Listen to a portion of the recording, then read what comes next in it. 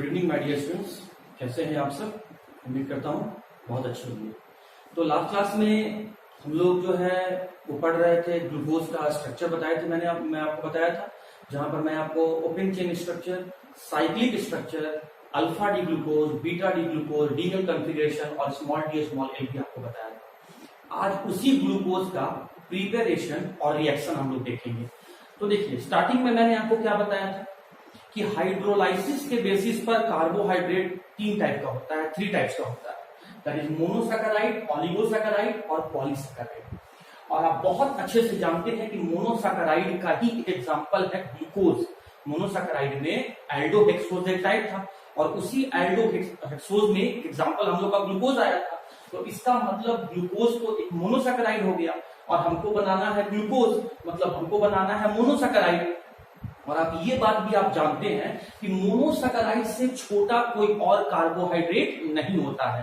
तो अगर हम लोग को मोनोसैकेराइड ग्लूकोज बनाना है तो इस मोनोसैकेराइड ग्लूकोज को बनाने के लिए या तो हमको हेल्प लेना होगा ऑलिगोसैकेराइड का, क्योंकि और पॉलीसैकेराइड का, क्योंकि भाई इससे छोटा तो कोई और हो ही नहीं, है ही नहीं। अगर कोई छोटा और होता तो उस छोटे वाले को जोड़ जोड़कर हम लोग ये बड़ा वाला मोनोसैकेराइड ग्लूकोज बना लेते, लेकिन इससे तो कोई छोटा है नहीं। तब फिर क्या करेंगे हम लोग? तो इस केस में अगर मोनोसैकेराइड ग्लूकोज को हम लोग को बनाना है तो या तो हम लोग ऑलिगोसैकेराइड से बनाएंगे या तो हम लोग पॉलीसैकेराइड से बनाएंगे। और ये दोनों ऑलिगोसैकेराइड और पॉलीसैकेराइड इस मोनोसैकेराइड से बड़ा है। तो इस बड़े वाले से इस छोटे वाले को बनाने के लिए हमको इस बड़े वाले को डिसोसिएट करना होगा। डिसोसिएट मतलब तोड़ना होगा। तो तोड़ने के लिए हम लोग क्या यूज करेंगे? हम लोग सॉल्वेंट यूज करेंगे। और यूनिवर्सल सॉल्वेंट और बेस्ट सॉल्वेंट क्या होता है? तो वाटर होता है। तो इसका मतलब अगर हम लोग इस कार्बोहाइड्रेट, ऑलिगोसैकेराइड कार्बोहाइड्रेट का हाइड्रोलाइसिस करें, मतलब वाटर के प्रेजेंस में वाटर के साथ इसको डिसोसिएट करें, तो हमको मोनोसैकेराइड ग्लूकोज मिल सकता है। उसी तरीके से अगर हम लोग ये पॉलीसैकेराइड का हाइड्रोलाइसिस करें, मतलब वाटर के साथ डिसोसिएट करें, तो छोटा वाला दैट इज इससे स्मॉलर वाला मोनोसैकेराइड ग्लूकोज हम लोग को मिल सकता है। तो यही मैंने आपको यहाँ पर लिख के दिखाया है कि हम लोग आज ग्लूकोज को बनाने जा रहे हैं, प्रिपेयर करने जा रहे हैं। तो एक रिएक्शन जो मैं आपको यहाँ पर दिखाया हूँ, सुक्रोज, ये एक ऑलिगोसैकेराइड है, और एक जो मैं यहाँ पर लिया हूँ स्टार्च, ये पॉलीसैकेराइड है। तो इस ऑलिगोसैकेराइड सुक्रोज से और पॉलीसैकेराइड स्टार्च से मैं ग्लूकोज मॉलिक्यूल का फॉर्मेशन करने वाला हूँ। तो जैसा कि स्टूडेंट आप लोग जानते हैं कि सुक्रोज का फॉर्मूला होता है C12H22O11। ये सुक्रोज का फॉर्मूला है, ये सुक्रोज का फॉर्मूला है। और हम लोग क्या करने वाले हैं? इस सुक्रोज को, इस बड़े मॉलिक्यूल को डिसोसिएट करेंगे छोटा मॉलिक्यूल ग्लूकोज को पाने के लिए। तो डिसोसिएट करने के लिए हम लोग क्या लिए? सॉल्वेंट लिए। सॉल्वेंट के रूप में क्या लिए? वाटर लिए। और रिएक्शन को फास्ट करने के लिए हम लोग यहाँ पर या तो कैटलिस्ट एसिडिक मीडियम ले सकते हैं या फिर हम एंजाइम को यूज कर सकते हैं। और मैंने यहाँ पर जो एंजाइम यूज किया है सुक्रोज को डिसोसिएट, हाइड्रोलाइसिस करने के लिए या डिसोसिएट करने के लिए इन द प्रेजेंस ऑफ वाटर, वो एंजाइम है आपका इन्वर्टेज। अब देखो ध्यान से क्या होगा, वाटर के प्रेजेंस में ये सुक्रोज मॉलिक्यूल, ये ऑलिगोसैकेराइड डिसोसिएट होने वाला है। अब देखो यहाँ पर कार्बन का नंबर कितना दिख रहा है? 12। तो ये 2 पार्ट में डिसोसिएट होने वाला है। क्यों? क्योंकि आपको मैंने पहले बताया था कि ऑलिगोसैकेराइड जो है वो 2 से लेकर 10 मोनोसैकेराइड के मिलने से बनता है। तो यहाँ पर कार्बन का नंबर कितना है? 12। वो 2 पार्ट में डिसोसिएट होगा। तो 2 पार्ट में डिसोसिएट होगा तो सर यहाँ पर क्या बनेगा? C6। पहले मैंने लिखा C6। अब देखो यहाँ पर हाइड्रोजन 22 है और यहाँ पर 2 है, तो टोटल हो गया हाइड्रोजन यहाँ पर आपका 24। 24 का हाफ कर दो आप, तो कितना हो गया? 12 हो गया। अब यहाँ पर देखो ऑक्सीजन 11 है और यहाँ पर एक ऑक्सीजन का एटम है, टोटल कितना हो गया? ऑक्सीजन का एटम 12 हो गया। 2 पार्ट में डिस्ट्रीब्यूट कर दो तो एक पार्ट में आ जाएगा, फिर यहाँ पर ऑक्सीजन 6 और दूसरा पार्ट आपका उस तरीके से बन जाएगा। टोटल देखो, अब इन दो मिलाकर देखो, टोटल कार्बन कितना दिख रहा है? 12। 2 पार्ट में करो तो C6 यहाँ भी आ जाएगा और C6 यहाँ भी आ जाएगा। टोटल हाइड्रोजन कितना दिख रहा है? 22 + 2 कितना हो गया? 24। 2 पार्ट में डिसोसिएट कर दो, यहाँ भी H12 और यहाँ भी H12। टोटल ऑक्सीजन कितना दिख रहा है? 12। O11 और 1 12। 2 पार्ट में डिसोसिएट कर दो, O6 और O6।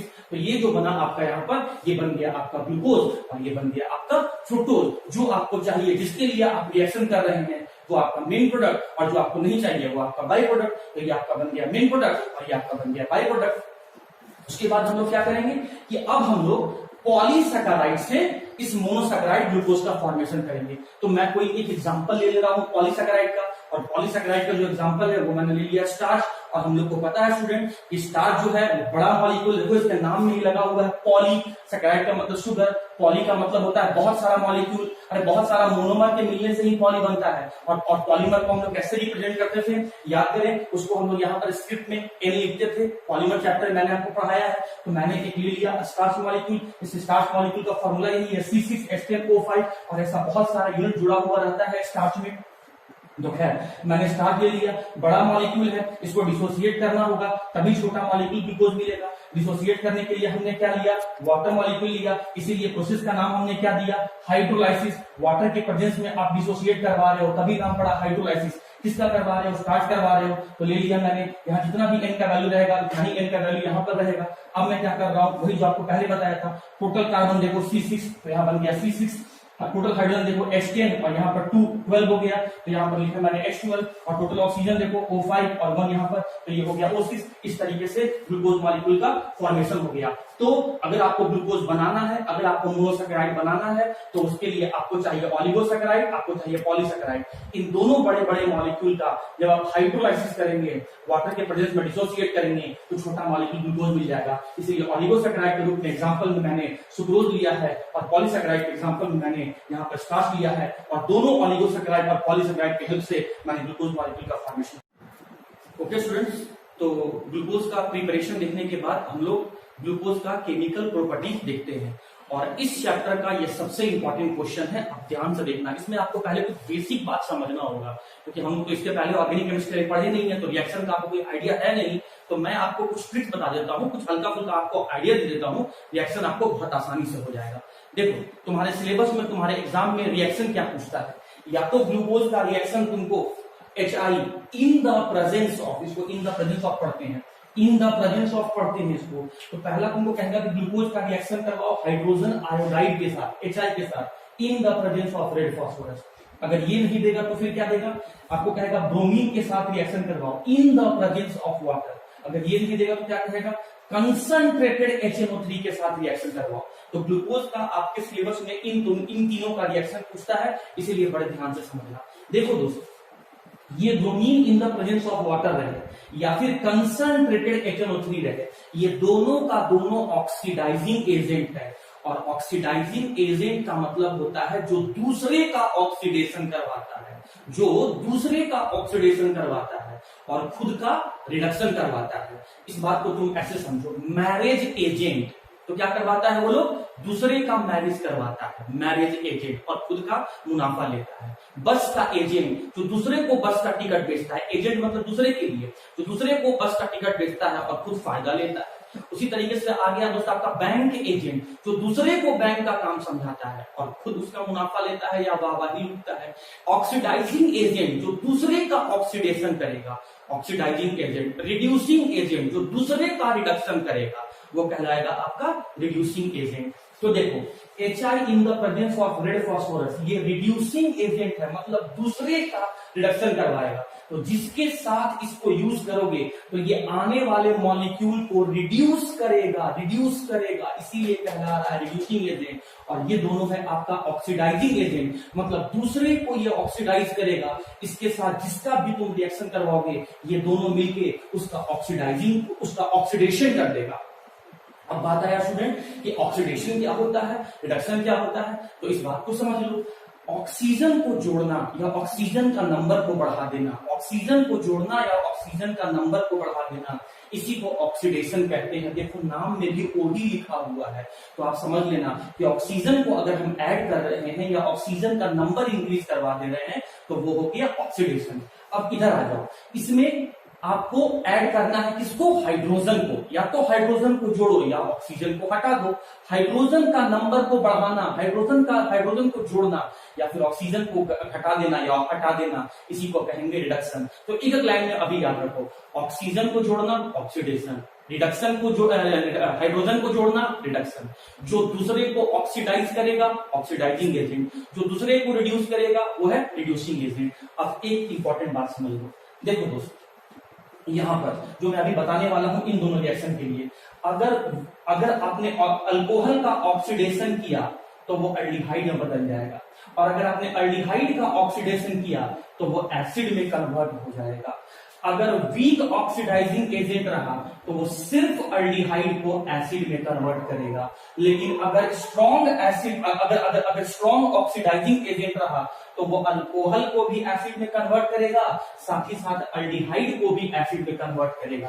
ध्यान से सुनो, देखो मैं यहाँ पर क्या बोल रहा हूँ, ऑक्सीडेशन का एक ट्रिक दे रहा हूं आपको। अल्कोहल का ऑक्सीडेशन करोगे तो अल्डिहाइड बनेगा, अल्डिहाइड का ऑक्सीडेशन करोगे तो एसिड बनेगा। अगर वीक ऑक्सीडाइजिंग एजेंट रहेगा तो अल्डिहाइड को सिर्फ एसिड में बदलेगा और कोई चेंज नहीं करेगा, लेकिन स्ट्रॉन्ग ऑक्सीडाइजिंग एजेंट रहेगा तो अल्कोहल और अल्डिहाइड दोनों को एसिड में बदल देगा। स्ट्रॉन्ग ऑक्सीडाइजिंग एजेंट और वीक ऑक्सीडाइजिंग एजेंट आपको याद रखना पड़ेगा। Bromine in the presence of water weak oxidising agent है, लिख लेना अपने कॉपी में। और concentrate HNO3 strong oxidising agent है। अगर हमने सिर्फ इसको यूज किया तो ये आपका जो bromine in the presence of water है ये सिर्फ अल्डिहाइड को एसिड में बदलेगा, लेकिन अगर हमने कंसंट्रेट HNO3 यूज किया तो ये अल्कोहल और अल्डिहाइड दोनों को एसिड में बदल देगा। तो ये बात हम लोग समझ गए। और इसका काम क्या है, ये है इसका काम है रिडक्शन करवाना, ये रिड्यूसिंग एजेंट है, मतलब ये हाइड्रोजन को जोड़ता है। अगर एक बॉन्ड तोड़ोगे तो एक हाइड्रोजन जोड़ना, अगर दो बॉन्ड को तोड़ोगे तो दो हाइड्रोजन को जोड़ना। मैं यहां से स्टार्ट करने वाला हूं, इससे स्टार्ट करने वाला हूं, फिर मैं वापस इस पर आएंगे। ओके स्टूडेंट्स, तो जब वीक ऑक्सीडाइजिंग एजेंट हम लोगों ने देख लिया तो अब हम लोग स्ट्रॉन्ग ऑक्सीडाइजिंग एजेंट के साथ इसका रिएक्शन देख लेते हैं। तो स्ट्रॉन्ग ऑक्सीडाइजिंग एजेंट हमने क्या ले लिया, concentrated HNO3, concentrated nitric acid.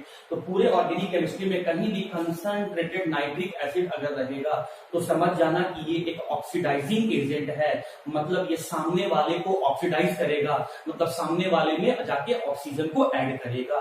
तो अब उसका ट्रिक, मैं अभी ट्रिक क्यों बता रहा हूँ क्योंकि भाई मैंने आपको अल्कोहल एल्डिहाइड चैप्टर पढ़ाया नहीं है, तो कुछ शॉर्ट ट्रिक मैं बता देता हूँ जिससे आपका अभी क्वेश्चन बन जाएगा और इजीली आपको समझ में आ जाएगा।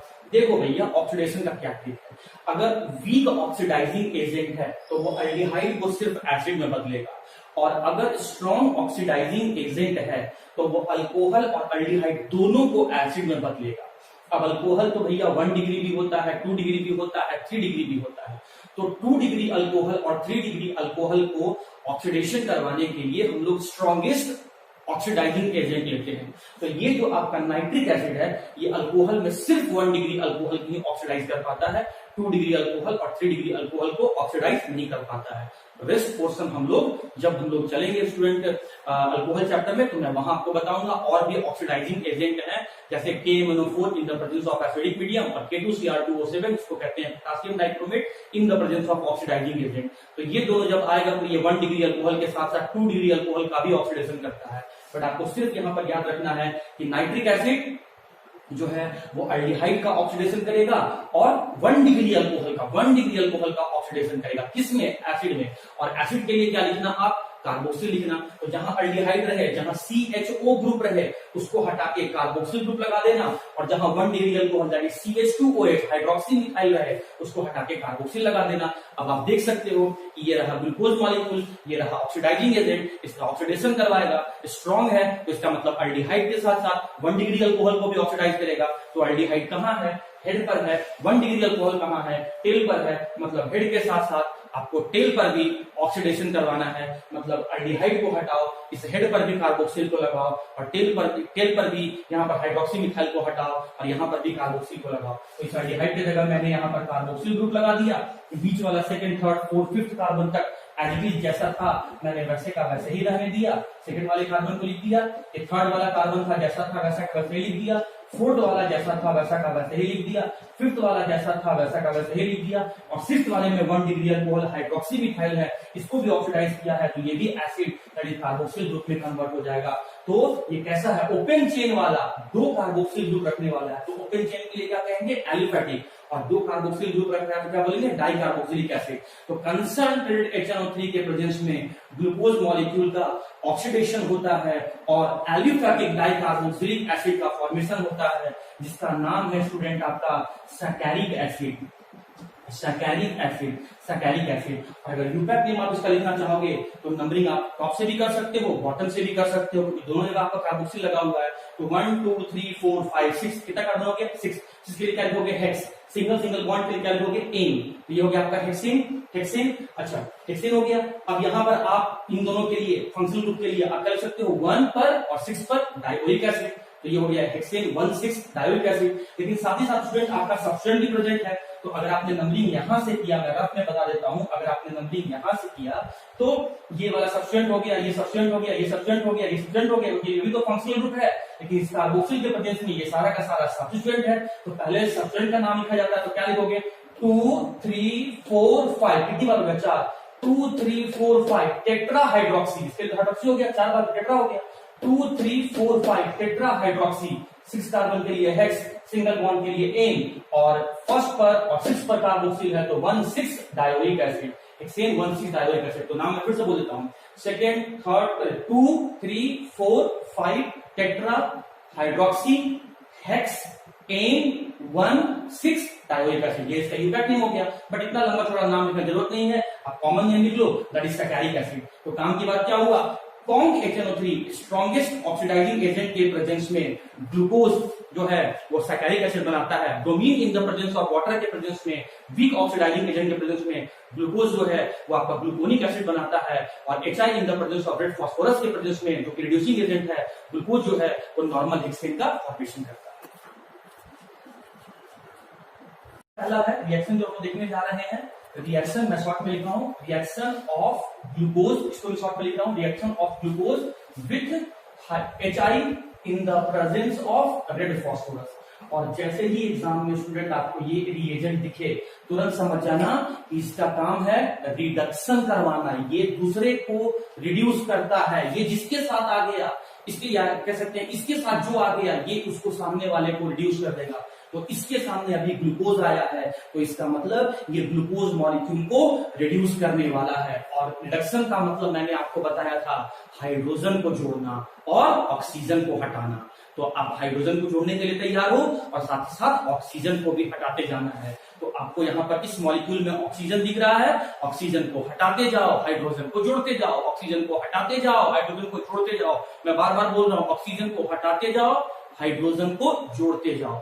अगर दो बॉन्ड, अगर आप वहां से दो बॉन्ड को तोड़ रहे हैं, दो बॉन्ड को हटा रहे हैं, तो दो हाइड्रोजन को जोड़ देना। अगर एक ही बॉन्ड को तोड़ रहे हो तो एक ही हाइड्रोजन को जोड़ना। और हटाना किसको है, ऑक्सीजन को, उसके बाद जोड़ना किसको है, हाइड्रोजन को। तो चलो यहां से स्टार्ट करते हैं। यहां से ऑक्सीजन को हटाना है, ऑक्सीजन को हटाने के लिए हमको दोनों बॉन्ड को डिसोसिएट करना होगा। तो दो बॉन्ड को हटाया, यहां से दो बॉन्ड को हटाया, तो दो हाइड्रोजन को जोड़ोगे। तो अगर इस कार्बन के पास दो हाइड्रोजन आ गया तो दो हाइड्रोजन और एक हाइड्रोजन, ये टोटल कितना हाइड्रोजन हो गया हम लोग के पास, 3 हाइड्रोजन हो गया। तो इसके लिए हम लोगों ने क्या लिख दिया, CH3, इसका काम हो गया। अब यहां से आ जाओ, फर्स्ट वाले कार्बन का हो गया, मैं नंबरिंग कर देता हूं, फर्स्ट वाले कार्बन का काम हो गया। क्या किया मैंने, ऑक्सीजन को हटाया, ऑक्सीजन को हटा के मैं इसलिए क्या जोड़ूंगा, हाइड्रोजन को जोड़ूंगा। दो बॉन्ड को डिसोसिएट कर रहा हूं, तो दो बॉन्ड को डिसोसिएट किया तो दो हाइड्रोजन को जोड़ा। तो जब इसके पास दो हाइड्रोजन जुड़ा तो एक हाइड्रोजन पहले से था, तो 2 + 1 हो गया 3, तो यहाँ पर आ गया CH3। फर्स्ट कार्बन काम हो गया, सेकंड कार्बन पे आ जाओ। हमको यहाँ पर रिडक्शन करना है, मतलब ऑक्सीजन को हटाकर हाइड्रोजन को जोड़ना है। तो देखिए, ऑक्सीजन को हटाने के लिए मैंने ये बॉन्ड यहां से हटाया, तो एक बॉन्ड तोड़ा, तो एक हाइड्रोजन जोड़ूंगा। तो एक हाइड्रोजन पहले से था और एक हाइड्रोजन आपने जोड़ा, तो ये क्या हो गया, CH2, इसलिए यहां हो गया CH2। तो ये मैंने लिख दिया CH2। अब यहां से आ जाओ, हटाना किसको है, ऑक्सीजन को। हटाने के लिए क्या किया, एक बॉन्ड तोड़ा, तो एक बॉन्ड तोड़ा तो कितना हाइड्रोजन को जोड़ोगे, एक हाइड्रोजन को जोड़ोगे। तो एक हाइड्रोजन लेफ्ट में, एक हाइड्रोजन राइट में, टोटल हाइड्रोजन कितना हो गया, 2 हो गया। यहाँ पर क्या बन गया, CH2। यहाँ भी हो गया CH2, इसका भी काम हो गया भाई। अब आ जाओ फोर्थ वाले पर, एक यहाँ से ऑक्सीजन को हटाना है, तो ऑक्सीजन को हटाएंगे तो बदले में क्या जोड़ेंगे, हाइड्रोजन को। कितना बॉन्ड को तोड़ रहे हो, एक बॉन्ड को तोड़ रहे हो, तो एक ही हाइड्रोजन को जोड़ोगे। तो एक हाइड्रोजन लेफ्ट में, एक हाइड्रोजन आपने राइट में जोड़ा, तो CH2 यहाँ भी हो गया। 4 कार्बन का काम हो गया। जब पार्टनर पर फिर से एक बॉन्ड को तोड़ोगे, तो यहां से एक बॉन्ड को तोड़ोगे तो एक हाइड्रोजन को जोड़ोगे, तो हो गया CH2। फिर आता स्टूडेंट लास्ट में, देखो लास्ट में तो यही कहानी लिखा हुआ है, थोड़ा मैं इसको एक्सपेंड करके फैला के लिख देता हूं। फिर से आपने एक बॉन्ड को तोड़ा, किस लिए, ऑक्सीजन को हटाने के लिए। तो एक बॉन्ड को तोड़ोगे तो कितने हाइड्रोजन को जोड़ोगे, एक ही हाइड्रोजन को जोड़ोगे। तो 2 हाइड्रोजन तो पहले था, एक और हाइड्रोजन आपने जोड़ दिया, तो ये क्या बन गया आपका, CH3। अब देखो आपका यहाँ पर ये कंटिन्यूअस चेन बन रहा है, कितने कार्बन का, 1 2 3 4 5 6 कार्बन के लिए आप क्या कहते हो, X। और सिंगल बॉन्ड के लिए आप क्या कहते हो, N। तो ये क्या बना, हेक्सेन। और ये चेन जो कार्बन का बना हुआ है, ये कंटिन्यूअस चेन है, without any branch.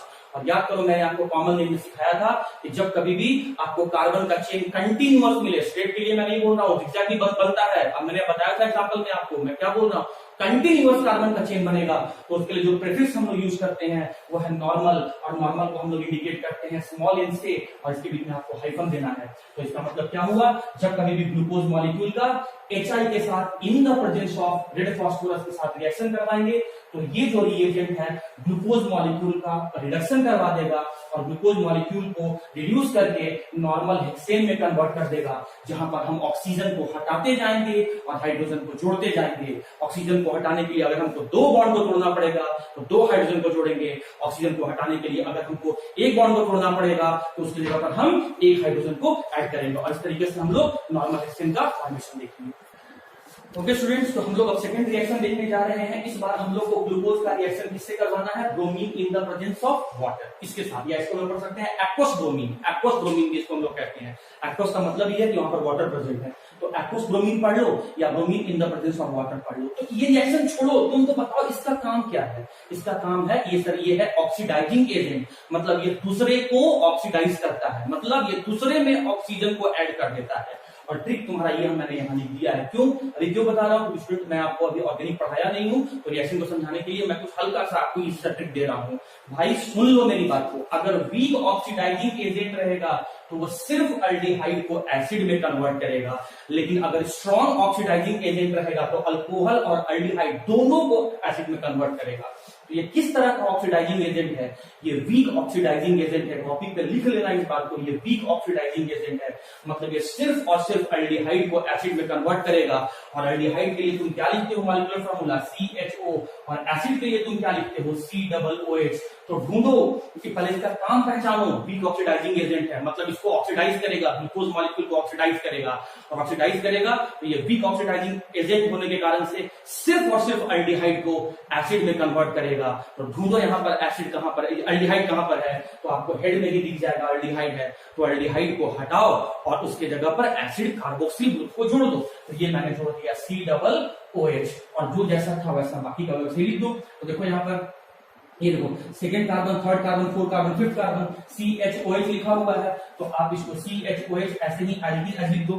Third carbon पर आपको पता होता है स्टूडेंट कि लेफ्ट साइड में OH होता है और राइट साइड में H होता है, तो इसमें बस आपको ऐसे का ऐसे ही रहने दो, कुछ नहीं चेंज करना है बाकी में, बस सिर्फ अल्डिहाइड को, सिर्फ आपको सिर्फ और सिर्फ अल्डिहाइड को कार्बोक्सिल ग्रुप एसिड में कन्वर्ट कर देना है, जो मैंने यहाँ पर कर दिया। तो ये इसका नाम क्या था, इस मॉलिक्यूल का नाम क्या था, ग्लूकोज। और ग्लूकोज जो है वो आपका एसिड में कन्वर्ट हो गया, तो इसका नाम हो गया आपका ग्लूकोनिक एसिड। और कैसे मैं कह रहा हूं कि ऑक्सीडेशन हो गया, तो देखो अल्डिहाइड में कितना ऑक्सीजन है 1, और देखो इस एसिड में, इस कार्बोक्सिल ग्रुप में कितना ऑक्सीजन है 2, तो ऑक्सीजन का नंबर बढ़ गया। इसमें मैंने ऑक्सीजन को जोड़ दिया, और इसीलिए मैं कह रहा हूं कि ग्लूकोज का ऑक्सीडेशन हुआ है, क्योंकि एडिशन ऑफ ऑक्सीजन को ही हम ऑक्सीडेशन कहते हैं, और ये ऑक्सीडेशन करवा रहा है, इसीलिए ऑक्सीडाइजिंग एजेंट है। ये वीक ऑक्सीडाइजिंग एजेंट है, इसीलिए सिर्फ और सिर्फ अल्डिहाइड का ही ऑक्सीडेशन किया है और किसी भी अल्कोहल का ऑक्सीडेशन नहीं किया है। तो क्या याद रखना है कि जब कभी ग्लूकोज को हम weak oxidising agent bromine in the presence of water के साथ रिएक्ट करवाएंगे या एक्वस ब्रोमीन के साथ रिएक्ट करवाएंगे, तो वो ग्लूकोज मॉलिक्यूल ऑक्सीडाइज हो जाएगा और ग्लूकोनिक एसिड में कन्वर्ट हो जाएगा। तो स्टार्ट करने जा रहे हैं ग्लाइकोसाइडिक लिंकेज, जहां पर ग्लाइको का मतलब होता है शुगर, साइडिक का मतलब होता है सेम और डिफरेंट टाइप। फिर से रिपीट कर रहा हूं, ग्लाइको का मतलब शुगर, साइडिक का मतलब सेम और डिफरेंट टाइप, और लिंकेज का मतलब कंबाइन करना। जब शुगर मॉलिक्यूल सेम और डिफरेंट टाइप के कंबाइन करके, फिर से रिपीट कर रहा हूं, जब 2 या 2 से ज्यादा छोटे छोटे शुगर मॉलिक्यूल, मैं सिर्फ इतना के लिए, मैं सिर्फ ग्लाइको के लिए डेफिनेशन बोल रहा हूं, 2 या 2 से ज्यादा छोटे छोटे शुगर मॉलिक्यूल आपस में कंबाइन करते हैं, सेम या डिफरेंट टाइप का आपस में कंबाइन करते हैं, और कंबाइन करके जब एक बड़े शुगर मॉलिक्यूल का फॉर्मेशन करते हैं, तो जुड़ने वाला बॉन्ड, जिस बॉन्ड से वो जुड़ते हैं, वो बॉन्ड ही कहलाता है ग्लाइकोसाइडिक लिंकेज। ये रफ में मैंने बताया। अच्छा, इसके बारे में तो आपने क्लास 11 में भी पढ़ा होगा कि मोनोवैलेंट, डाईवैलेंट। तो डाईवैलेंट ऑक्सीजन को हम लोग ईथर लिंकेज कहते हैं, डाईवैलेंट ऑक्सीजन को हम लोग ईथर लिंकेज कहते हैं। और ये ईथर लिंकेज जो है ये आपका एक तरह का कोवैलेंट बॉन्ड है। तो सुनो ध्यान से, अब डेफिनेशन क्या है, 2 या 2 से ज्यादा मोनोसैकेराइड जब आपस में ईथर लिंकेज के साथ कंबाइन करके जो कि एक तरह का कोवैलेंट बॉन्ड है। क्या बोला मैंने? दो सेम या डिफरेंट तरीके का, दो या दो से ज्यादा सेम और डिफरेंट तरह का मोनोसैकेराइड, दो या दो से ज्यादा मोनोसैकेराइड, लेकिन कैसा? सेम तरह का भी और डिफरेंट तरह का भी, जब आपस में ईथर लिंकेज, जो कि एक तरह का कोवैलेंट बॉन्ड है, इससे कंबाइन करके जब एक बड़े शुगर मॉलिक्यूल ऑलिगोसैकेराइड और पॉलीसैकेराइड का फॉर्मेशन करते हैं along with the by product water, तो ये जो बॉन्ड बनता है, जो दो शुगर मॉलिक्यूल को जुड़ा, इसी शुगर मॉलिक्यूल के बीच में बनने वाले बॉन्ड को हम लोग ग्लाइकोसाइडिक लिंकेज कहते हैं। देखो, ये मैंने लिया साइक्लिक स्ट्रक्चर ऑफ ग्लूकोज और ये मैं लिया हूं student cyclic structure of fructose. तो क्या हुआ? ये दो छोटे छोटे शुगर मॉलिक्यूल हैं, दोनों का नाम अलग अलग है, इसका मतलब ये डिफरेंट टाइप के हैं। अब देखो क्या हुआ स्टूडेंट कि ग्लूकोज में जो फर्स्ट कार्बन पर हाइड्रोक्सी था, और इसका नंबरिंग यहां से करेंगे, ये साइक्लिक स्ट्रक्चर ऑफ फ्रुक्टोज का। तो देखो, ग्लूकोज में जो फर्स्ट कार्बन पर हाइड्रोक्सी है और फ्रुक्टोज में जो सेकंड कार्बन पर हाइड्रोक्सी है, ये दोनों आपस में रिएक्ट करते हैं और यहां से water molecule as the by product निकल जाता है। तो OH यहां से निकल गया, तो यहां से आपका by product formation water molecule का हो गया, और जो यहाँ ऑक्सीजन बचा, इसी ऑक्सीजन ब्रिज की मदद से, ऑक्सीजन लिंकेज की मदद से, इस ऑक्सीजन लिंकेज की मदद से ग्लूकोज और फ्रुक्टोज मिलके एक बड़ा शुगर मॉलिक्यूल सुक्रोज का फॉर्मेशन करवा दिए। तो दो छोटे छोटे सेम या डिफरेंट तरह का मोनोसैकेराइड आपस में ईथर लिंकेज से कंबाइन करके, जो कि एक तरह का कोवैलेंट बॉन्ड है, ईथर लिंकेज से कंबाइन करके जब एक बड़े शुगर मॉलिक्यूल ऑलिगोसैकेराइड या पॉलीसैकेराइड का फॉर्मेशन करते हैं अलोंग विथ बाई प्रोडक्ट, तो बनने वाला यही ether linkage oxygen divalent oxygen linkage is known as the glycosidic linkage. और रफ में अगर बात करोगे तो दो मोनोसैकेराइड, ये ले लो, समझे बात कैसे? ये मोनोसैकेराइड है, ये मोनोसैकेराइड है, और इसको मैं बोलूंगा ईथर लिंकेज।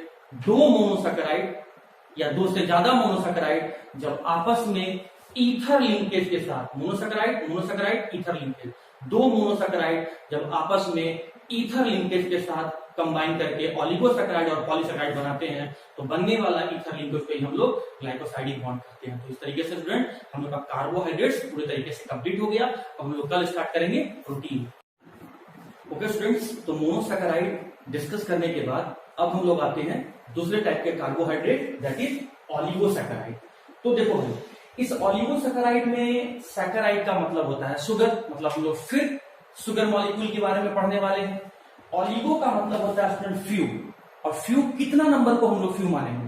2 से लेकर 10 कि इस नंबर को हम लोग फ्यू मानेंगे। मतलब अगर कोई कार्बोहाइड्रेट वाटर के साथ रिएक्ट करके, किसके साथ रिएक्ट करके? वाटर के साथ रिएक्ट करके, कोई भी कार्बोहाइड्रेट अगर वाटर के साथ रिएक्ट करके और अगर वो फिर डिसोसिएट होकर 2 से 10 शुगर मॉलिक्यूल का फॉर्मेशन करता है, मैं फिर से बोल रहा हूं, कोई भी कार्बोहाइड्रेट या वैसे कार्बोहाइड्रेट जो वाटर के साथ रिएक्ट करके अगर वो डिसोसिएट हो जाते हैं और डिसोसिएट होने पर 2 से लेकर 10 शुगर मॉलिक्यूल या मोनोसैकेराइड का फॉर्मेशन करते हैं, तो वैसे कार्बोहाइड्रेट को ऑलिगोसैकेराइड कहते हैं। मैं फिर से रिपीट कर देता हूं, वैसे सभी कार्बोहाइड्रेट जो वाटर के साथ रिएक्ट करके अगर वो डिसोसिएट हो जाते हैं और डिसोसिएट होने पर 2 शुगर मॉलिक्यूल से लेकर 10 शुगर मॉलिक्यूल तक, मतलब 2 या 3 या 4 या 5 या 6 या 7 या 8 या 9 या 10, 2 शुगर मॉलिक्यूल से लेकर अगर 10 शुगर मॉलिक्यूल तक या 2 मोनोसैकेराइड से लेकर 10 मोनोसैकेराइड का फॉर्मेशन करते हैं, तो वैसे कार्बोहाइड्रेट को हम नाम देते हैं ऑलिगोसैकेराइड। लेकिन कंडीशन है, डिसोसिएट किससे करना है? वाटर के साथ करना है डिसोसिएट, मतलब हमको हाइड्रोलाइसिस करना है। तो आइए स्टूडेंट, मैंने यहाँ पर कुछ आपको एग्जांपल लिखा है, कुछ सुक्रोज मॉलिक्यूल, कुछ कार्बोहाइड्रेट मॉलिक्यूल लिखा है, और हमको देखना है कि क्या ये कार्बोहाइड्रेट मॉलिक्यूल्स ऑलिगोसैकेराइड है कि नहीं। तो मैंने पहले लिया सुक्रोज, इसको वाटर, पहले इसको पढ़े कैसे देख लीजिए। Water in the presence of acidic medium, acid catalyst की तरह काम करता है, वाटर सॉल्वेंट की तरह काम करता है, और ये शुगर मॉलिक्यूल को डिसोसिएट करने का काम करता है। तो जब मैंने शुगर को वाटर के साथ हाइड्रोलाइसिस किया, वाटर के साथ रिएक्ट करवाया, या वाटर के प्रेजेंस में जब मैंने सुक्रोज का डिसोसिएशन करवाया, सीधा सीधा कहो ना यार, कि जब मैंने सुक्रोज का हाइड्रोलाइसिस करवाया तो कितने मोनोसैकेराइड मिले, कितने शुगर मॉलिक्यूल मिले? दो शुगर मॉलिक्यूल मिले। और हमने पहले ही कहा था कि वैसे सभी कार्बोहाइड्रेट जो डिसोसिएट होने पर, हाइड्रोलाइसिस होने पर जो 2 से लेकर 10 मोनोसैकेराइड देगा तो उसे हम ऑलिगोसैकेराइड कह सकते हैं। इसका मतलब ये ऑलिगोसैकेराइड है। फिर मैंने लैक्टोज का हाइड्रोलाइसिस किया। इसको कैसे पढ़ोगे? Water in the presence of acid medium, या एसिडिक मीडियम यहाँ क्या काम करता है? एसिड यहाँ क्या काम करता है? कैटलिस्ट का काम करता है। वाटर का रोल क्या है? सॉल्वेंट का रोल प्ले करता है, मतलब ये शुगर मॉलिक्यूल को डिसोसिएट करने का काम करता है। तो जब लैक्टोज का आपने हाइड्रोलाइसिस किया, 2 शुगर मॉलिक्यूल का फॉर्मेशन किया, इसका मतलब लैक्टोज भी ऑलिगोसैकेराइड है। फिर आपने माल्टोज शुगर का हाइड्रोलाइसिस किया, मतलब वाटर के प्रेजेंस में, water in the presence of acidic medium के प्रेजेंस में जब आपने इसका डिसोसिएशन किया, सीधा सीधा माल्टोज का जब आपने हाइड्रोलाइसिस किया तो 2 छोटे छोटे ग्लूकोज के मॉलिक्यूल मिल रहे हैं। ये फिर प्रूव कर रहा है कि ये भी माल्टोज भी आपका ऑलिगोसैकेराइड है। फिर एक शुगर है जिसका नाम है रैफिनोज। जब इसका मैंने हाइड्रोलाइसिस किया तो ग्लूकोज, फ्रुक्टोज और गैलेक्टोज, मतलब 3 शुगर मॉलिक्यूल, या कह सकते हैं 3 मोनोसैकेराइड का फॉर्मेशन हुआ, इसलिए रैफिनोज भी आपका ऑलिगोसैकेराइड है। स्टैचियोज, जब इसका मैंने हाइड्रोलाइसिस किया तो 1, 2 मतलब एक ग्लूकोज मिला, एक फ्रुक्टोज मिला और 2 गैलेक्टोज मिला, तो 4 शुगर मॉलिक्यूल मिल रहे हैं, 4 मोनोसैकेराइड मिल रहे हैं। तो हम लोग कह सकते हैं स्टैचियोज भी आपका ऑलिगोसैकेराइड है। क्यों? क्योंकि ये जितने भी शुगर लिखे गए हैं, फ्रुक्टोज, लैक्टोज, माल्टोज, रैफिनोज और स्टैचियोज, ये जितने भी शुगर मॉलिक्यूल हैं, ये हाइड्रोलाइसिस करने पर, मतलब वाटर के साथ रिएक्ट करवाने पर खुद डिसोसिएट हो जाते हैं, या 2 से लेकर 10 शुगर मॉलिक्यूल तक फॉर्मेशन कर रहे हैं, इसीलिए सारे के सारे ये ऑलिगोसैकेराइड है। अब टूटने के बाद कितने शुगर मॉलिक्यूल दे रहे हैं, फॉर्मेशन कर रहे हैं, टूटने के बाद कितने शुगर मॉलिक्यूल का फॉर्मेशन कर रहे हैं, उस हिसाब से ऑलिगोसैकेराइड को क्लासिफाई किया गया है 3 टाइप में, डाइसैकेराइड, ट्राइसैकेराइड और टेट्रासैकेराइड। अगर कोई ऑलिगोसैकेराइड हाइड्रोलाइसिस के बाद, वाटर के साथ रिएक्ट करने के बाद, वाटर के प्रेजेंस में डिसोसिएट होने के बाद 2 शुगर मॉलिक्यूल का फॉर्मेशन कर रहे हैं, सैकेराइड मतलब शुगर, डाई मतलब 2, कोई भी ऑलिगोसैकेराइड अगर डिसोसिएट होकर 2 शुगर मॉलिक्यूल का फॉर्मेशन कर रहे हैं तो ऐसे ऑलिगोसैकेराइड को डाइसैकेराइड कहते हैं। कोई भी ऑलिगोसैकेराइड अगर डिसोसिएट होकर हाइड्रोलाइसिस करवाने पर 3 शुगर मॉलिक्यूल दे रहे हैं तो ऐसे ऑलिगोसैकेराइड को ट्राइसैकेराइड, क्योंकि ट्राई का मतलब जो होता है 3 और सैकेराइड का मतलब होता है शुगर। और अगर कोई भी ऑलिगोसैकेराइड डिसोसिएट होकर, मतलब हाइड्रोलाइसिस करवाने पर अगर वो 4 शुगर मॉलिक्यूल दे रहे हैं, 4 मोनोसैकेराइड दे रहे हैं, तो उसे टेट्रासैकेराइड कहेंगे। Tetra means 4 and saccharide means sugar. तो देखिए, आपको बताना है इसमें से कौन सा शुगर डाइसैकेराइड है, कौन सा शुगर ट्राइसैकेराइड है और कौन सा शुगर टेट्रासैकेराइड है। तो सुक्रोज को आपने हाइड्रोलाइसिस करवाया, डिसोसिएट किया वाटर सॉल्वेंट के प्रेजेंस में, तो कितना शुगर मॉलिक्यूल मिल रहा है? एक ग्लूकोज और एक फ्रुक्टोज, 2 ही शुगर मॉलिक्यूल मिल रहा है। तो हम कह सकते हैं कि सुक्रोज जो है वो आपका एक डाइसैकेराइड है। लैक्टोज का जब आपने हाइड्रोलाइसिस करवाया इन the presence of acidic medium या एसिडिक कैटलिस्ट, तो कितना शुगर मॉलिक्यूल मिल रहा है? 2, एक ग्लूकोज और एक गैलेक्टोज, तो 2 ही शुगर मॉलिक्यूल मिल रहा है। तो ये भी क्या हो गया आपका? ये भी आपका लैक्टोज भी आपका डाइसैकेराइड हो गया। माल्टोज का जब आपने हाइड्रोलाइसिस करवाया तो कितना शुगर मॉलिक्यूल मिल रहा है? ग्लूकोज और ग्लूकोज, 2 शुगर मॉलिक्यूल मिल रहा है। तो इसका मतलब माल्टोज भी आपका जो हुआ, स्टूडेंट, जो माल्टोज भी आपका हुआ, ये भी आपका डाइसैकेराइड भी हुआ। रैफिनोज को देखो, टूटने के बाद ग्लूकोज, फ्रुक्टोज और गैलेक्टोज दे रहा है, 3 शुगर मॉलिक्यूल दे रहा है, इसलिए हम लोग कह सकते हैं कि जो रैफिनोज होगा वो ट्राइसैकेराइड होगा।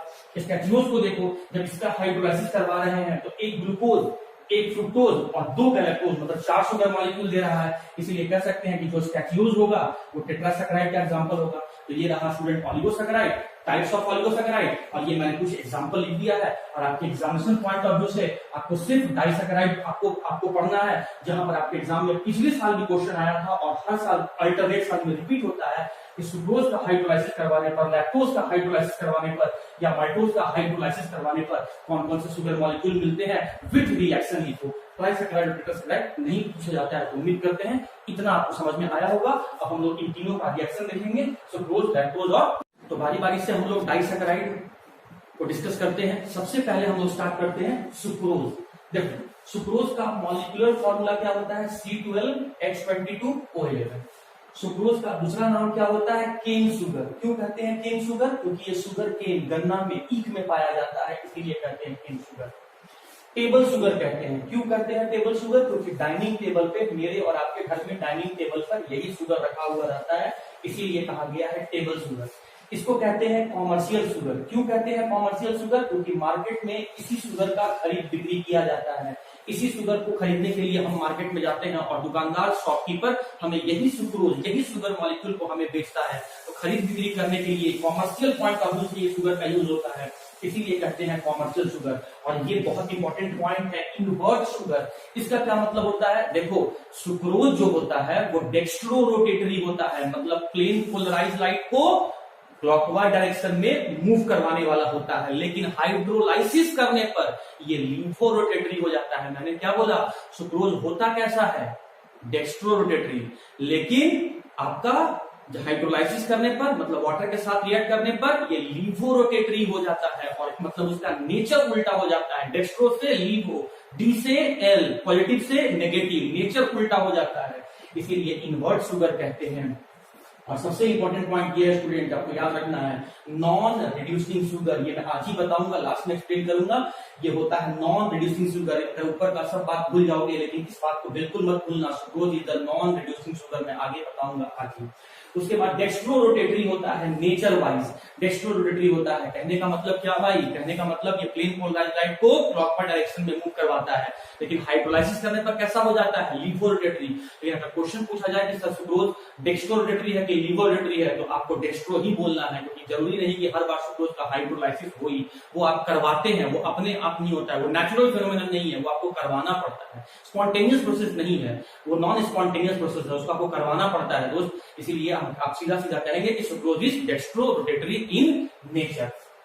और अब आ जाओ हाइड्रोलाइसिस ऑफ सुक्रोज। यहां पर तुम्हारे एग्जाम से क्वेश्चन क्या आता है? What are the product form? लिख लेना, मैंने क्वेश्चन को लिख के भी दिया है आपको। What are the product form on hydrolysis of sucrose? मतलब सुक्रोज का जब हम लोग वाटर के साथ रिएक्शन करवाते हैं तो वो डिसोसिएट होके कौन कौन सा शुगर मॉलिक्यूल का फॉर्मेशन करता है। तो मैंने लिखा पहले सुक्रोज, और आपने बोला हाइड्रोलाइसिस करने को, तो ये मैंने लिया water molecule in the presence of acid catalyst, acidic medium catalyst. और अगर कैटलिस्ट नहीं लेना है तो एंजाइम ले लो। दोनों रेट ऑफ रिएक्शन को इंक्रीज करने वाला है, मतलब रिएक्शन की स्पीड को बढ़ाने वाला है। और रिएक्शन कितना आसान है, वाटर सॉल्वेंट के प्रेजेंस में ये सॉल्यूट मॉलिक्यूल डिसोसिएट हो जाएगा। कार्बन कितना है? C12। और आप जानते हैं कि ये डाइसैकेराइड है, मैंने अभी अभी बताया था, आप जानते हैं कि डाइसैकेराइड है, तो ये दो शुगर मॉलिक्यूल में डिसोसिएट होगा। तो 12 को 2 से डिवाइड कर दो तो कार्बन कितना हो गया? C6 हो गया। आपका हाइड्रोजन कितना है? 22, तो यहाँ दिख रहा है, और फिर 2 यहाँ 24 हो गया। दो भाग में बांटना है, क्यों? डाइसैकेराइड है, तो यहाँ 12 हो गया और वहां भी 12 हो गया। ऑक्सीजन कितना है? 11 और 1 12। डाइसैकेराइड है तो 12 को भी दो भाग में बांट दो, कितना हो गया? O6 और O6। तो एक मॉलिक्यूल बनता है आपका ग्लूकोज और एक मॉलिक्यूल बनता है आपका फ्रुक्टोज। तो जब सुक्रोज का हम लोग हाइड्रोलाइसिस करते हैं तो ग्लूकोज और फ्रुक्टोज बनता है स्टूडेंट। और याद रखना, आपको देखो बाकी लोग क्या लिखता है वो छोड़ो, बाकी लोग क्या करता है कि सिर्फ नाम लिख के आ जाता है ग्लूकोज और फ्रुक्टोज है, लेकिन मैं आपको सजेस्ट करता हूं कि आप पूरा लिखेंगे alpha D glucose and beta D fructose. इससे एग्जामिनर पे स्टूडेंट अच्छा इंप्रेशन पड़ता है। एग्जामिनर को मालूम चलता है कि बच्चा जो है वो अल्फा भी समझ रहा है और कैपिटल डी भी समझ रहा है। और अल्फा के बारे में मैंने आपको कल बताया था कि साइक्लिक स्ट्रक्चर में जब OH hydroxy group first carbon पर राइट हैंड साइड में रहे, अल्फा क्या बता रहा है कि फर्स्ट कार्बन पर hydroxy group right hand side में रहे, और कैपिटल डी क्या बता रहा है? फिफ्थ कार्बन पर, ये फर्स्ट के लिए था, ये फिफ्थ कार्बन पर है, फिफ्थ कार्बन पर hydroxy group right hand side में है with respect two hydroxy methyl. तो ये हो गया अल्फा डी ग्लूकोज, और इस तरीके से आपका बीटा डी फ्रुक्टोज। तो सुक्रोज का हाइड्रोलाइसिस करने पर alpha D glucose and beta D fructose का फॉर्मेशन होता है। पूरा नाम और पूरा रिएक्शन लिख के आना। ये मैंने बता दिया मॉलिक्यूलर फॉर्मूला, ये मैंने बता दिया आपको अदर नेम, इनवर्ट शुगर क्यों कहते हैं ये मैंने आपको बता दिया। नॉन रिड्यूसिंग शुगर मैं आपको तुरंत बताने वाला हूँ। पूछा जाए नेचर वाइज क्या होता है तो डेक्स्ट्रो होता है, और फिर मैंने आपको इसका हाइड्रोलाइसिस। ओके स्टूडेंट, तो अगले जो एग्जांपल है डाइसैकेराइड का वो मैं ले रहा हूं लैक्टोज। लैक्टोज इसका मॉलिक्यूलर फॉर्मूला क्या है? C12H22O11। अब आप सोचोगे सर कि अभी तो आप बताए थे सुक्रोज का यही फॉर्मूला है, लैक्टोज का भी यही फॉर्मूला बता रहे हो, तो जितने भी डाइसैकेराइड हैं सभी का एक ही फॉर्मूला है, मतलब सुक्रोज, लैक्टोज और माल्टोज तीनों का फॉर्मूला एक ही है, that is C12H22O11। Other name lactose का क्या है? Milk sugar. ये मिल्क में पाया जाता है, इसीलिए लैक्टोज को कहते हैं मिल्क शुगर। ये रिड्यूसिंग शुगर है। रिड्यूसिंग शुगर और नॉन रिड्यूसिंग शुगर क्या होता है स्टूडेंट मैं आज बताऊंगा, बट अभी तो आप याद करके रखो कि ये रिड्यूसिंग शुगर है। और पॉइंट नंबर 4 क्या है? डेक्स्ट्रो रोटेटरी इन नेचर, मतलब प्लेन पोलराइज लाइट को ये क्लॉकवाइज डायरेक्शन में मूव करवा देते हैं।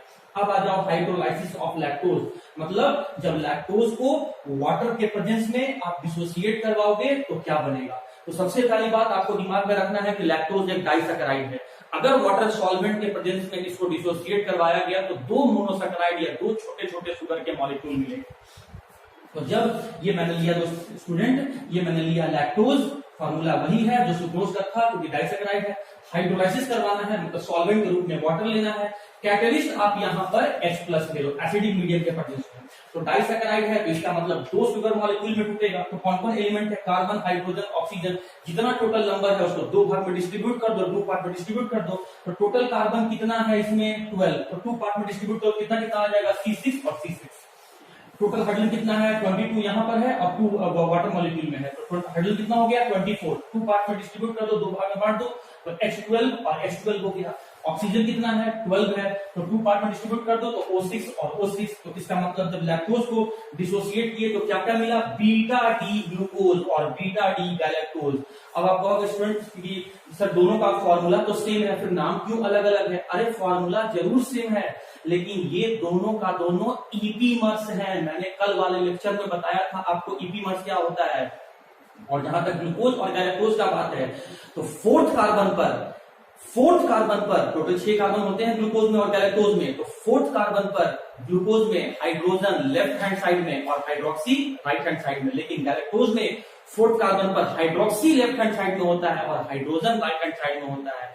मतलब इन दोनों में ग्लूकोज और गैलेक्टोज में फोर्थ कार्बन पर H और OH का पोजीशन अपोजिट होता है। ये दोनों में डिफरेंस है। पॉइंट नंबर 2, ग्लूकोज जहां मोर स्टेबल है, गैलेक्टोज उसके कंपैरिजन में लेस स्टेबल है। तो स्टूडेंट ये दोनों डिफरेंस है ग्लूकोज और गैलेक्टोज में, लेकिन ये सब आपको एग्जाम में नहीं लिखना है। आपको तो इतना लिखना है कि जब आपने लैक्टोज का हाइड्रोलाइसिस किया तो आपको बीटा डी ग्लूकोज और बीटा डी गैलेक्टोज मिलता है। और बीटा का मतलब आपको मैंने बताया था कि फर्स्ट कार्बन पर OH किधर रहेगा? लेफ्ट हैंड साइड में। कैपिटल डी का मतलब आपको बताया था कि फिफ्थ कार्बन पर OH किधर रहेगा? राइट हैंड साइड में। तो ये फर्स्ट कार्बन पर OH को बता रहा है इसीलिए बीटा, ये फिफ्थ कार्बन पर OH को बता रहा है इसीलिए कैपिटल डी। तो लैक्टोज का हाइड्रोलाइसिस करवाने पर beta D glucose and beta D galactose मिलता है। Other name, molecular formula, reducing sugar, nature और इसका हाइड्रोलाइसिस इतना आप याद रखें। ओके स्टूडेंट्स, तो डाइसैकेराइड का अब तीसरा एग्जांपल पढ़ने जा रहे हैं। मैंने आपको सुक्रोज और लैक्टोज बता दिया, माल्टोज। सुक्रोज और लैक्टोज दोनों इंपॉर्टेंट है। तो माल्टोज फिर डाइसैकेराइड है और सभी डाइसैकेराइड का मॉलिक्यूलर फार्मूला सेम होता है C12H22O11। इसका दूसरा नाम है माल्ट शुगर। माल्ट शुगर कहते हैं क्योंकि ये जर्मिनेटिंग सीड, जब आप सीड को आप जब अंडरग्राउंड में, जब ग्राउंड में आप लगाते हो ताकि उससे प्लांट वगैरह निकले, तो उस समय जो सीड्स होते हैं उस सीड में आप जो शुगर पाया जाता है वो शुगर यही माल्टोज है। तो इसीलिए इसको माल्ट शुगर कहा जाता है, माल्ट शुगर कहा जाता है। या बहुत सारे ऐसे वेजिटेबल्स हैं या फ्रूट्स हैं जिसका हम लोग सीड कंज्यूम करते हैं, सीड खाते हैं। तो दोस्त ये सीड्स में प्रेजेंट होता है इसीलिए कहते हैं माल्ट शुगर। नेचर वाइज ये भी रिड्यूसिंग शुगर होता है। क्या है रिड्यूसिंग शुगर ये मैं बताऊंगा। और फिर उसके बाद डेक्स्ट्रो रोटेटरी होता है, मतलब ये भी प्लेन पोलराइज्ड लाइट को क्लॉकवाइज में मूव करवाने वाला होता है। अब आया हाइड्रोलाइसिस ऑफ माल्टोज, मतलब माल्टोज का हमको हाइड्रोलाइसिस करवाना है। हाइड्रोलाइसिस का मतलब आपको याद होना चाहिए कि सॉल्वेंट के रूप में वाटर लेना है डिसोसिएट करवाने के लिए इन the presence of acid catalyst. आपने माल्टोज का फॉर्मूला लिख दिया और आपको पता है कि माल्टोज डाइसैकेराइड है, तो तय बात है कि वाटर मॉलिक्यूल के प्रेजेंस में अगर इसको डिसोसिएट किया जाए तो 2 छोटे छोटे शुगर के मॉलिक्यूल मिलने वाले हैं। देखो यहाँ देखो सॉल्यूट और सॉल्वेंट दोनों में देखो कार्बन का नंबर कितना दिख रहा है? 12। तो 12 को 2 भाग में डिस्ट्रीब्यूट करो। 2 भाग में क्यों डिस्ट्रीब्यूट कर रहे हो? क्योंकि ये डाइसैकेराइड है, 2 ही पार्ट में 12 डिसोसिएट होगा, 2 ही छोटे छोटे शुगर मॉलिक्यूल बनाएगा। तो कार्बन 12 को डिसोसिएट किया तो C6 और C6 आ गया। टोटल हाइड्रोजन कितना है? 22 यहाँ और 2 यहाँ, 24। तो 2 भाग में फिर बांटो तो 12 हो जाएगा, तो 12 हो गया। O11 और यहाँ पर एक ऑक्सीजन, 12 ऑक्सीजन है, 2 भाग में बांटो तो O6 हो गया। एक भाग में O6, दूसरा भाग में O6। तो हमको 2 मॉलिक्यूल मिला C6H12O6 का, मतलब दोनों का दोनों मॉलिक्यूल जो यहाँ मिलता है वो है अल्फा डी ग्लूकोज। तो कहने का मतलब क्या हुआ स्टूडेंट कि जब माल्टोज का हम लोगों ने हाइड्रोलाइसिस करवाया इन the presence of acidic catalyst, तो अल्फा डी ग्लूकोज मिलता है। 2 molecule of alpha D glucose मिलता है, जहां पर अल्फा ये बता रहा है कि पहला कार्बन पर हाइड्रोक्सी राइट हैंड साइड में है और कैपिटल डी ये बता रहा है कि fifth carbon, second last carbon या पेनल्टीमेट कार्बन पर hydroxy group right hand side में है। 3 इंपॉर्टेंट पॉइंट मैं यहां से बता देता हूं। जब सुक्रोज का आप हाइड्रोलाइसिस करोगे तो alpha D glucose and beta D fructose. जब लैक्टोज का हाइड्रोलाइसिस करवाओगे तो alpha D glucose beta D glucose and beta D galactose. किसके लिए? ये था लैक्टोज के लिए। और जब आप माल्टोज का हाइड्रोलाइसिस करवाओगे तो 2 मॉलिक्यूल मिलेगा आपका अल्फा डी ग्लूकोज का। ये तीनों रिएक्शन इंपॉर्टेंट है, लेकिन तीनों में सुक्रोज और लैक्टोज आपका इंपॉर्टेंट है। तो इस तरीके से स्टूडेंट मैंने आपका ऑलिगोसैकेराइड कंप्लीट कर दिया। अब मैं आ रहा हूं ओके स्टूडेंट्स, तो ऑलिगोसैकेराइड के बाद मैं आ रहा हूं पॉलीसैकेराइड में। सैकेराइड का मतलब तो होता है शुगर, पॉली का मतलब होता है मेनी, मतलब बहुत सारे शुगर मॉलिक्यूल के मिलने से बनने वाला बड़ा शुगर मॉलिक्यूल को हम लोग कहते हैं पॉलीसैकेराइड। अब इसका दूसरा डेफिनेशन सुनो, हाइड्रोलाइसिस के बेसिस पर सुनो। वैसे कार्बोहाइड्रेट जो वाटर से रिएक्ट कर कर अगर ये डिसोसिएट हो जाते हैं, वैसे कार्बोहाइड्रेट जो वाटर से रिएक्ट करके अगर वो डिसोसिएट होने पर 10 से ज्यादा शुगर मॉलिक्यूल या मोनोसैकेराइड का फॉर्मेशन करते हैं, तो वैसे कार्बोहाइड्रेट को क्या कहा गया है? पॉलीसैकेराइड। वैसा कार्बोहाइड्रेट जिसका हाइड्रोलाइसिस नहीं किया जा सके, मोनोसैकेराइड। वैसा कार्बोहाइड्रेट जिसका हाइड्रोलाइसिस करने पर 2 से लेकर 10 तक शुगर मॉलिक्यूल मिलता है, ऑलिगोसैकेराइड। और वैसा कार्बोहाइड्रेट जिसको हाइड्रोलाइसिस करने पर 10 से ज्यादा मोनोसैकेराइड या शुगर मॉलिक्यूल का फॉर्मेशन होता है, उसको कहते हैं पॉलीसैकेराइड। इसके बारे में कुछ इंपॉर्टेंट पॉइंट देख लो। ये होते हैं अमॉर्फस इन शेप। अमॉर्फस का मतलब क्या होता है? जिसका एक डेफिनिट जियोमेट्री नहीं होता है, डेफिनिट शेप, निश्चित आकार, निश्चित आकृति जिसका नहीं होता है, इसे अमॉर्फस कहते हैं। तो इसका कोई डेफिनिट शेप नहीं होता है, अमॉर्फस होता है। ये नॉन रिड्यूसिंग शुगर है, मैं बताऊंगा अभी ये क्या है। ये टेस्टलेस होते हैं, ये वाटर में इनसॉल्युबल होते हैं। अब आ जाओ स्टूडेंट, पॉलीसैकेराइड 2 टाइप का होता है, होमो पॉलीसैकेराइड और आपका दूसरा है हीट्रो पॉलीसैकेराइड। होमो का मतलब क्या होता है? सेम। जब ऐसे पॉलीसैकेराइड जो एक ही तरह के शुगर मॉलिक्यूल के मिलने से बने हुए हैं, ऐसे पॉलीसैकेराइड जो सेम एक ही तरह के शुगर मॉलिक्यूल के मिलने से बने हुए हैं, होमो पॉलीसैकेराइड। और हीट्रो का मतलब क्या होता है? डिफरेंट। डिफरेंट मतलब ऐसे पॉलीसैकेराइड जो डिफरेंट शुगर मॉलिक्यूल के मिलने से बने हैं, उसे हम कहते हैं हीट्रो पॉलीसैकेराइड। होमो पॉलीसैकेराइड का एग्जांपल क्या है? स्टार्च, सेल्यूलोज और ग्लाइकोजेन। ये स्टार्च जो है ये 250 ग्लूकोज मॉलिक्यूल के मिलने से बनता है, तो 250 ग्लूकोज जो है सबका सब सेम है, इसीलिए स्टार्च को कहा गया है होमो पॉलीसैकेराइड। सेल्यूलोज के बाद जहां तक बात आया, ये 6000 से लेकर 10,000 ग्लूकोज मॉलिक्यूल के मिलने से बनता है। ये एक ही तरह का यूनिट से, एक ही तरह का शुगर मॉलिक्यूल के मिलने से बनता है, इसीलिए ये भी होमो पॉलीसैकेराइड है।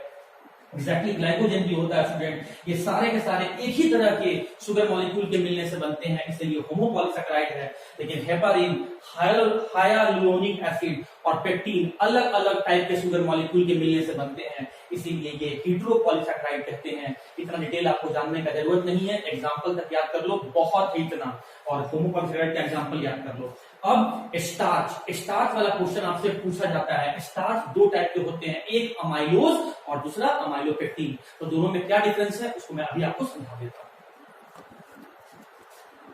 ओके स्टूडेंट, स्टार्च के 2 कंपोनेंट होते हैं, मतलब 2 कंपोनेंट जब आपस में कंबाइन करता है तब जाके स्टार्च मिलता है। तो स्टार्च के 2 कंपोनेंट कैसे हैं? जैसे पेरेंट्स के 2 कंपोनेंट होते हैं, क्या?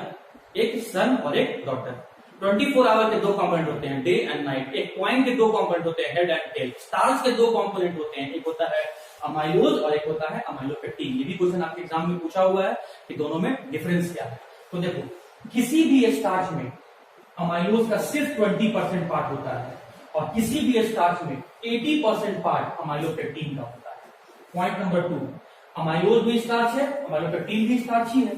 तो अमाइलोज जो होता है वो लीनियर चेन पॉलीमर होता है अल्फा डी ग्लूकोज का। लीनियर चेन मैंने आपको बताया था पॉलीमर चैप्टर में। तो अल्फा डी ग्लूकोज का लीनियर चेन पॉलीमर होता है अमाइलोज, और अल्फा डी ग्लूकोज का ब्रांच चेन पॉलीमर होता है अमाइलोपेक्टिन। और लास्ट पॉइंट, ये अमाइलोज जो होता है वो वाटर सॉल्युबल होता है, और दूसरी तरफ अमाइलोपेक्टिन जो होता है वो वाटर इनसॉल्युबल होता है। तो इस तरह से स्टूडेंट मैंने आपका पॉलीसैकेराइड भी आपको खत्म करवा दिया। अब मैं आऊंगा reducing and non reducing sugar.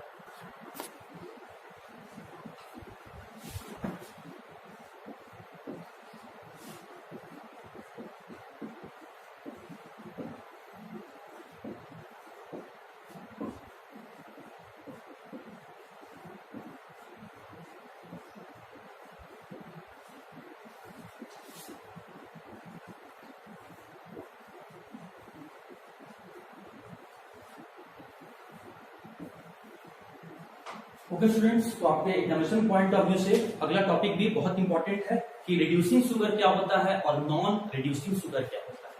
देखो पहले बात को समझो। एक साइंटिस्ट था जिसका नाम था टॉलेंस। इस कंपाउंड के बारे में मैं आपको एल्डिहाइड चैप्टर में डिटेल से पढ़ाऊंगा, अभी जो कह रहा हूं ध्यान से सुनो। एक साइंटिस्ट था, उसका नाम था टॉलेंस। वो क्या किया, सिल्वर नाइट्रेट AgNO3 और अमोनियम हाइड्रोक्साइड दोनों को कंबाइन करके रिएक्ट करवा के एक कंपाउंड का फॉर्मेशन किया। कौन, टॉलेंस। किस किस को कंबाइन किया, सिल्वर नाइट्रेट और अमोनियम हाइड्रोक्साइड को। जब इन दोनों को कंबाइन किया तो एक मॉलिक्यूल का फॉर्मेशन कुछ बना होगा, कुछ प्रोडक्ट के रूप में बना होगा। तो टॉलेंस एक कंपाउंड बनाया, उस कंपाउंड को वो अपने नाम पर दे दिया और उसको कहा गया टॉलेंस रिएजेंट। कंपाउंड क्या है मैं बताता हूं। उसी तरीके से फेलिंग भी एक साइंटिस्ट था। फेलिंग भी एक साइंटिस्ट था।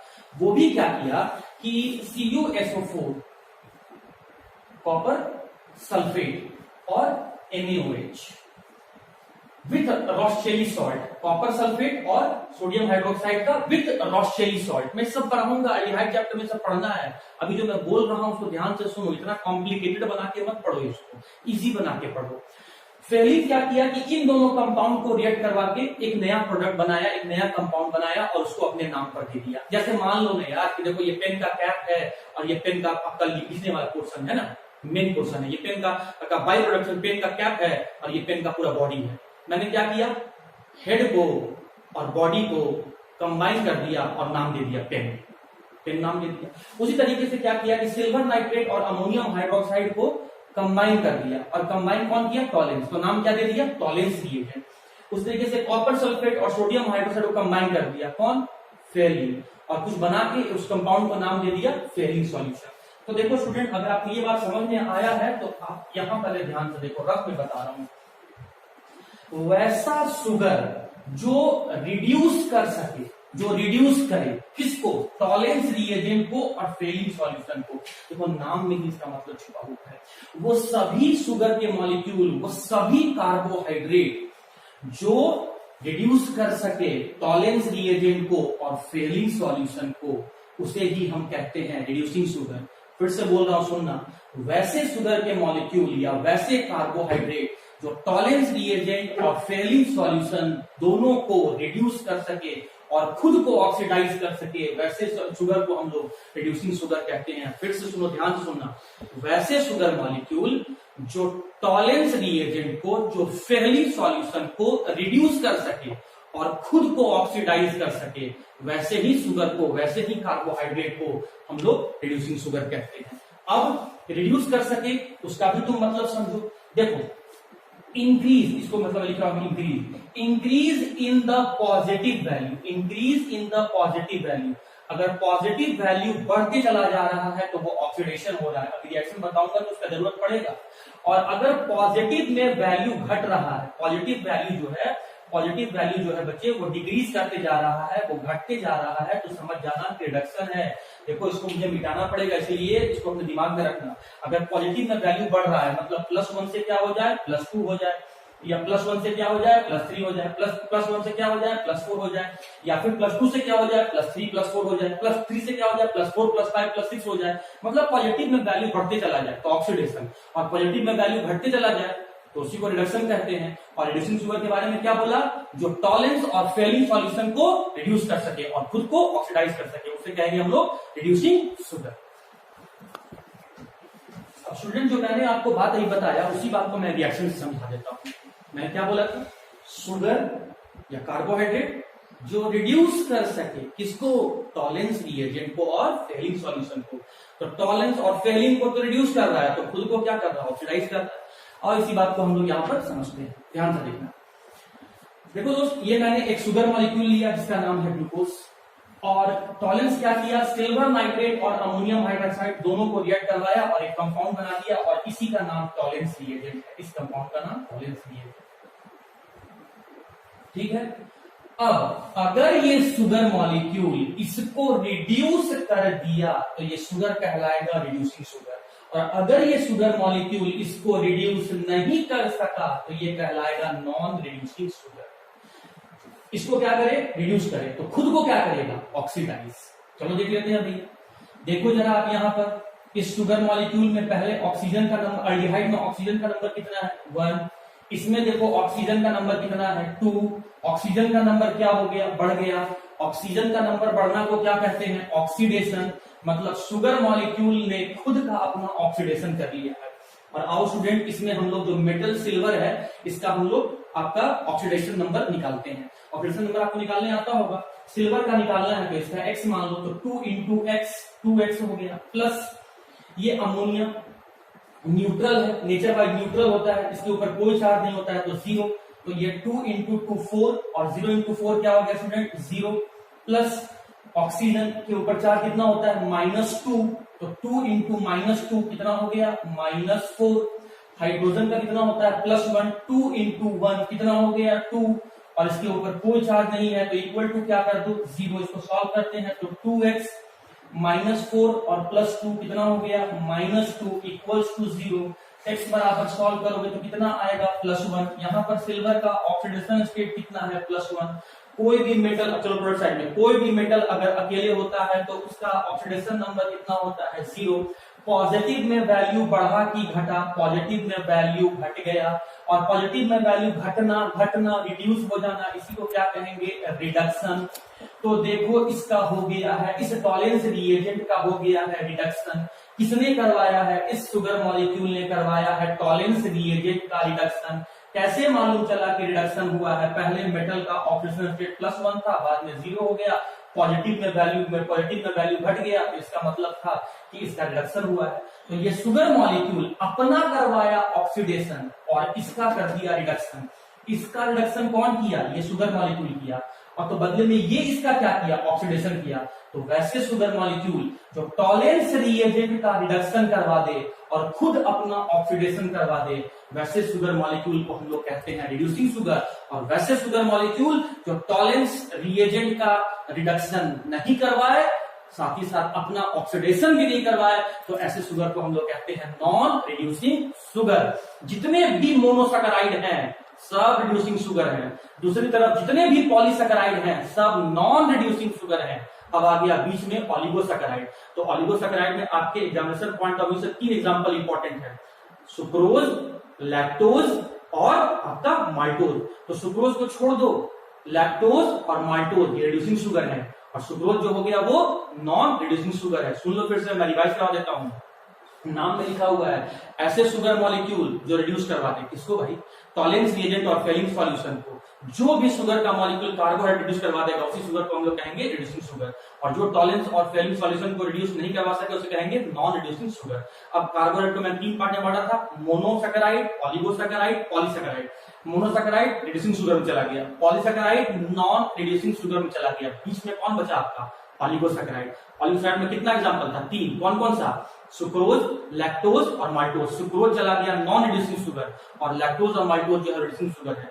तो बच्चे आप रिड्यूसिंग शुगर का 2 एग्जांपल याद रखना, ग्लूकोज और फ्रुक्टोज रिड्यूसिंग शुगर का, और नॉन रिड्यूसिंग शुगर का एक एग्जांपल तो जरूर याद रखना कि lactose is the non reducing sugar. तो ये रहा आपका रिड्यूसिंग शुगर और नॉन रिड्यूसिंग शुगर। और ग्लाइकोसाइडिक लिंकेज वो मैं समझा देता हूं, कार्बोहाइड्रेट आपका खत्म हो जाएगा। तो आइए समझते हैं ग्लाइकोसाइडिक लिंकेज क्या होता है।